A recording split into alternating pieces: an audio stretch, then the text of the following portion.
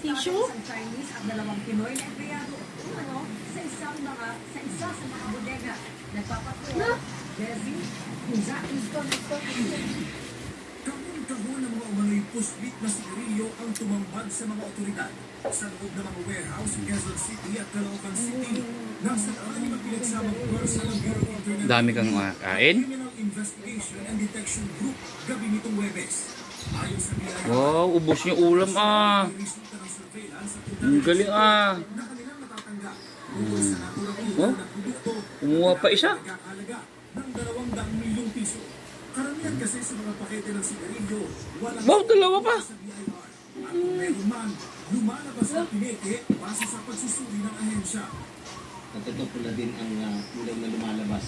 So malinaw lahat ng mga nahuling may stamps ay peke ang stamps na nakakabit sa mga sigarilyo.